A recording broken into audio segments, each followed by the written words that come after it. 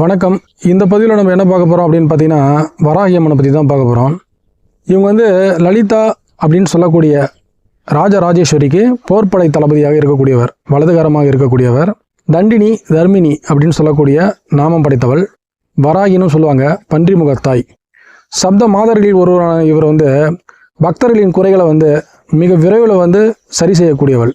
வேண்டுவோருக்கு வேண்டும் வரம் தரக்கூடியவள். ஒருவனுக்கு பக்தியில் நாட்டம் வேண்டும், ஒரு காரியத்தில் அவனுக்கு வந்து ஜெயம் உண்டாக வேண்டும், வெற்றி உண்டாக வேண்டும் அப்படின்னா அவன் வாராகி தேவி வழிபட்டு சென்றால் அவனுக்கு வந்து நிச்சயமான வெற்றி உண்டு. அப்படித்தான் ஏழுமலையான் என்ன செய்தார் அப்படின்னு பார்த்தீங்கன்னா, நீங்கள் ஒரு சுவாரஸ்யமான ஒரு வரிகளை கேள்விப்பட்டிருப்பீங்க. பன்றிக்கு நன்றி சொல்லி குன்றின் மேல் ஏறி நின்றால் வென்றிடலாம் குலசேகரனை. அதாவது வந்து ஏழுமலையான் பெருமாள் இருக்கிறார் இல்லைங்களா, அவர் வராக அவதாரத்தை, தன்னுடைய அவதாரமான வராக அவதாரத்தை வழிபட்டு ஏழுமலையானாக இருக்கும்போது கடன் பட்டுட்டார் லக்ஷ்மியை மணந்ததுனால. யாருக்கிட்ட? குபேரன்கிட்ட. குபேரன் தானே பெருநிதிக்கு அரசன். அந்த பெருநிதி கிழவன்கிட்ட வந்து அவர் வந்து கடன் பட்டதுனால அந்த கடனை அடைக்க வேண்டிய நிபந்தனையால் அவர் என்ன பண்ணுறாரு, இன்னைய வரைக்கும் ஏழுமலையில் நின்ற கோலத்தில் இருக்கிறாரு.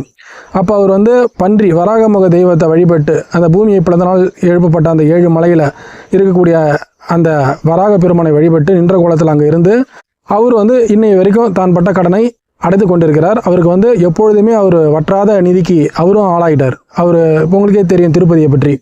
சரி, அந்த கதை அப்படியே இருக்கட்டும்.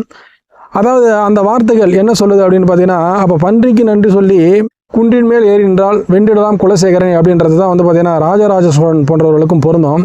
அவங்க வந்து பார்த்தீங்கன்னா நிறைய பாண்டிய அரசர்களெல்லாம் வந்து தோற்கடித்தாங்க சுந்தர பாண்டியன் வர்றதுக்கு முன்னாடி. அப்படி அந்த காலகட்டத்தில் ராஜேந்திரன் ராஜராஜ சோழன்லாம் இருக்கக்கூடிய அந்த காலகட்டத்தில் அவங்க வழிபட்ட தெய்வம் அப்படின்னு பார்த்தீங்கன்னா வராகி அம்மன் தெய்வம். இன்றைக்கி நீங்கள் தஞ்சை பெரிய கோயிலில் பார்த்தீங்கன்னா கோயிலுக்கு ரைட் சைடில் உள்ளார போன உடனே உங்களுக்கு வராகி அம்மன் கோயில் சின்னதாக இருக்கும். பண்ருட்டிலையும் அந்த மாதிரி சின்னதாக ஒரு கோயில் இருக்குது. இன்றைக்கி எங்கெங்கேயோ வந்து பக்த கோடிகள் வந்து வராகி அம்மனை வழிபட்டு வராங்க. இந்த வராகி அம்மன் வழிபாடு வந்து பார்த்திங்கன்னா பஞ்சமி, அஷ்டமி, அமாவாசை பொதுவாக இரவு நேரங்களில் செய்கிறது ரொம்ப நல்லது. வராகி அம்மனுக்கு ரொம்ப பிடிச்சது என்ன அப்படின்னு பார்த்தீங்கன்னா உளுந்து வடை, பானகம், எலுமிச்சை சாதம், இதெல்லாம் வந்து நீங்கள் அவங்களுக்கு போடலாம். மஞ்சள் மாலை. யாருக்காவது உங்களுக்கு எதிர்ப்பு இருக்குது, ஏதாவது எதிர்மறை ஆற்றல்கள் உங்களை வந்து தாக்குது அப்படின்னு நீங்கள் நினச்சிங்கன்னா, இல்லை அண்டையாளரோட கருத்து வேறுபாடு, சண்டை சச்சரவுகள் இருக்குதுன்னு நினச்சிங்கன்னா நீங்கள் என்ன பண்ணலாம் அப்படின்னு பார்த்தீங்கன்னா மஞ்சள் மாலை எடுத்து போய்ட்டு வராகி அம்மனுக்கு நீங்கள் சாத்தலாம். அப்படி சாத்தத்தினால உங்கள் எதிரிகள் உங்களை கண்டு அஞ்சுவார்கள். அவங்களோட எதிர்ப்பிலிருந்து நீங்கள் வந்து விலகுவீர்கள். எதிர்ப்பலைகள் விலகும். அதுதான் முக்கியமாக. ரைட்டுங்களா? இந்த வராகி வந்து பார்த்திங்கன்னா ஒரு காக்கும் தெய்வமாகவும் உங்களுக்கு கேள்விகளுக்கெல்லாம் பதிலளிக்கக்கூடிய ஒரு கேட்கும் தெய்வமாகவும் இருக்குது அப்படின்றத வந்து நீங்கள் எத்தனை பேருக்கு தெரியும் தெரியல. சொப்ன வாராகியாக வந்து அவங்க இருக்கிறாங்க. அப்படிப்பட்ட சொப்ன வாராகி மந்திரத்தை தான் இந்த பதிவில் நம்ம பார்க்க போகிறோம். ஓம் ஹ்ரீம் நமோ வாராகி அகோரே சொப்னம் தர்ஷய டஹ டஹ ஸ்வாஹா. இந்த மந்திரத்தை நீங்கள் வந்து ஒரு நாள் விடாமல், அதாவது வந்து பார்த்திங்கன்னா பூண்டு, வெங்காயம், மது, புகை, படுக்கை சம்மந்தப்பட்ட விஷயங்களில் கவனமாக இருந்து வழிபட்டு வந்தீங்கன்னா உங்களுக்கு நிச்சயமாக வாராகி தேவி பதிலளிப்பாள். உங்கள் பிரச்சனைகள்லாம் தீர்த்து வைப்பாள்.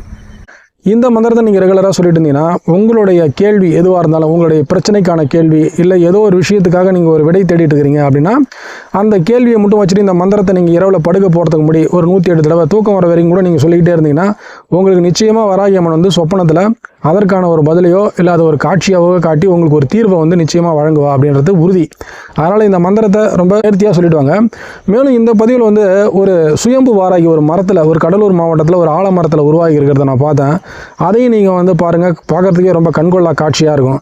அப்படிப்பட்ட வேண்டுவோருக்கு வேண்டும் வரமளிக்கக்கூடிய அந்த வராகி அம்மன் வழிபாடை வந்து நீங்கள் வந்து மாதந்தோறும் வரக்கூடிய தேய்பிரை அல்லது வளர்பிறை பஞ்சமி, பொதுவாக எல்லாரும் தேய்பிரை தான் எடுத்துக்கிறாங்க.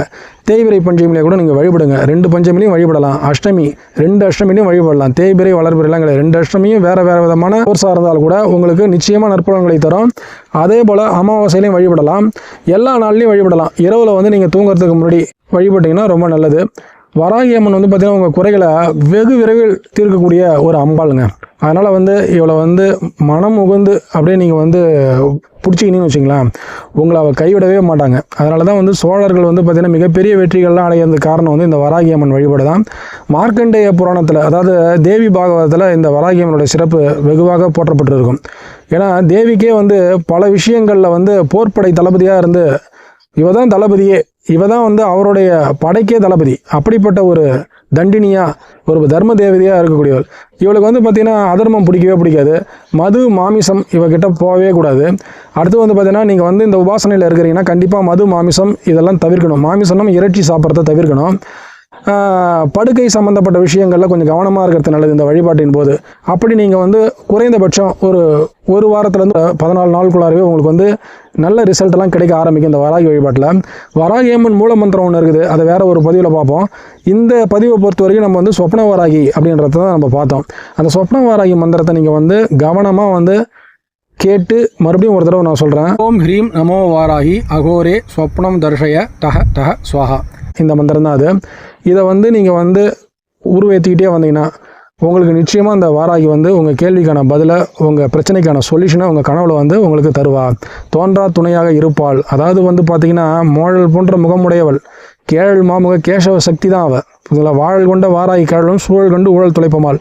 நம்மளுடைய விதியை வந்து வெல்லணும் அப்படின்னா நம்ம இந்த வாசகத்தை மறக்கவே கூடாது. இந்த நம்ம ஊழ்வினையை வெல்லக்கூடிய ஒரே தெய்வம், காக்கும் தெய்வம். நமக்கு வந்து பார்த்திங்கன்னா ப்ரொடெக்ஷன் தான் நம்ம ரொம்ப முக்கியம்.